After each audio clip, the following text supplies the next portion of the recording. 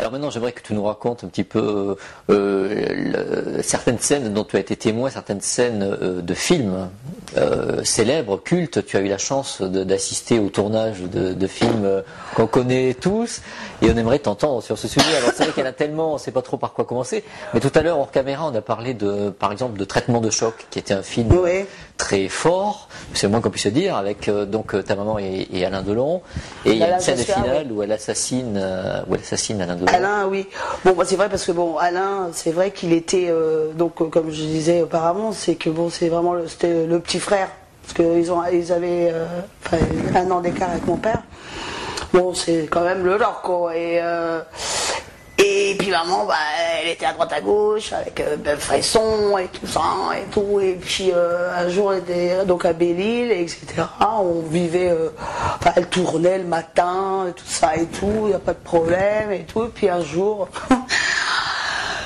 c'est ma grand-mère ou c'est Odabelle, là, je sais pas. Elle disait Signorani, arriva Renato. Renato arrive. Vas-y qu'on déménage, le Fresson, les enfants, la Tiba, on retrouve une autre maison, parce que mon père est arrivé, parce que allô Renato,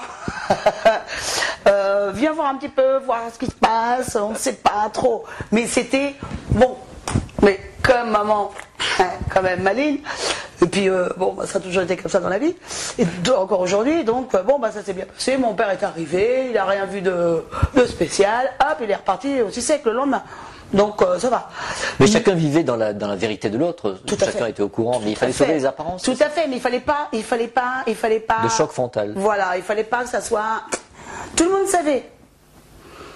Alors après, je veux dire, c'était chiant, parce que moi, j'étais prise pour un bouc émissaire, dans le sens que, alors moi, à un moment donné, donc c'était, comme les chevaux, je ne vois rien, j'entends rien, voilà. Mais, ça c'était, et c'est vrai que dans la scène après, quand même, la paire de claques, elle était quand même assez rude. Et de fait, pour cette scène, moi qui étais souvent sur les tournages, plus souvent avec ma mère qu'avec mon père, pour cette scène, on m'a dit non, tu restes dans les jardins. On tournait dans un laboratoire de chimie, un truc expérimental, enfin bref. Et donc j'ai attendu dehors. Et il y avait quand même trois robes en prévision pour le change, et j'ai pas pu assister à cette scène. Par contre, là où c'est à hurler de rire, et aussi bien avec Zidi dans la zizanie, mais à se tenir, c'est-à-dire que toute la troupe, alors on tournait à l'époque, maintenant ils n'existent plus, c'était à Boulogne-Billancourt, mais ceux qui étaient sur le long de Seine. Ouais. Et c'est la scène où la machine, elle vient de plus en plus dans la maison, etc. Et donc c'est un dîner avec les violons. Et que tout d'un coup... Et là, c'est quelque chose de... C'est inoubliable, c'est à vie. Et donc, on tournait, donc silence, monteur, ça tourne, partez. Donc là, silence mortel, le violon, tout le texte qui se déballe, etc. Les choses qui arrivent, donc et tout. Et là, c'était donc nous tous. Mais tu te tiens parce qu'avec De Funès c'était fabuleux, parce qu'il y avait ce côté improvisation, c'est-à-dire que quand il partait et maman elle le suivait, donc c'était un bonheur. Donc, et moi je me rappelle, parce que j'avais toujours un petit cube, tu vois, je me mettais sous la caméra, ça c'est la plus grande école du monde, et là on faisait, alors il y avait Zidi qui faisait coupe, et même pas qu'il y avait le P, que là, mais c'était une explosion de rire, de larmes, tellement, c'est jubilatoire, quoi. Mais il n'y a pas que ça. De Broca, c'était pareil.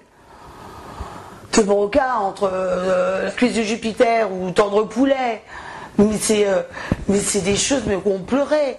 Avec Perrin et Noiret, mais tu pleurais, c'est qu'à un moment donné, ils étaient obligés d'arrêter. Parce que en plus avec la chaleur, on était en Grèce et tout, et puis ça pleurait de rire, de choses. Quoi. Puis alors avec Perrin en plus qui partait, puis alors De Broca pour ça aussi, c'était tous ces gens-là, enfin De Broca et puis Loiret qui nous a quittés là, mais voilà, c'est le bonheur. C'est le bonheur, le bonheur. Et j'ai eu quand même, par contre, aussi des choses très dures, parce que bon, j'ai quand même assisté aussi à Kayat, Mourir d'aimer, Docteur François Gaillan. Quel est le pire, justement, est-ce que l'ambiance qui se dégageait du film était toujours la même dans les coulisses, ou est-ce qu'il y a eu un décalage, tant dans le comique que dans le tragique? Non. À l'époque, il y avait les moyens de faire des films. C'était la troupe. T'avais, maintenant on appelle ça les Catherinettes, t'avais, comme disait Audiard, c'était la cantine, hein. Et d'ailleurs t'avais l'ingénieur, t'avais le directeur de photo, il faisait, Monsieur Michel, il va plus y avoir de soleil là, faudrait peut-être y aller parce que, mais là bon quand il était à la cantine, et puis après il avait sa cantine, il y avait une ambiance. Et maintenant que tu vois, parce que bon, quand j'ai la rareté d'avoir de la chance de faire une petite apparition quelque part, sur les tournages, qu'est-ce que ça veut dire? C'est devenu quoi? C'est bon, mais c'est pas la faute des gens qui y travaillent, attention. C'est le milieu, oui. Le milieu, non, ça se prend pour des. Bon, je parle pas de ça, parce que je n'ai rien à dire de tout ça. Justement, tu dis les rares fois où j'ai l'occasion, est-ce que tu penses que ça t'a desservi le fait d'être la fille de Nini Jardot? Tout à fait. Aussi bien quand j'étais à l'Académie d'art dramatique à Rome, dans n'importe quoi, à chaque fois j'étais toujours la dernière à être au courant quand il y avait des castings, des choses. Tu as suscité de la jalousie, tu penses? Non, c'est pas que je pense, c'est véridique. Et donc j'étais toujours, alors, par exemple, les castings duraient sur 3 jours.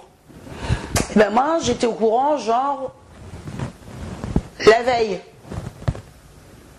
C'est un peu juste. Et donc moi oui, mais tout ça parce que dans la tête c'était genre bah oui attends, si elle se présente, vu que c'est la fille de un tel et un tel, ils vont la prendre. Et là je dis mais merde, j'ai le droit comme tout le monde à étudier comme tout le monde et avoir ma chance comme tout le monde. C'est pas parce que je suis la fille de stars, parce que c'est le cas, que je ne peux pas. Jugez-moi en tant qu'actrice, ce que je vaux, voilà, de mon travail, etc., etc., etc.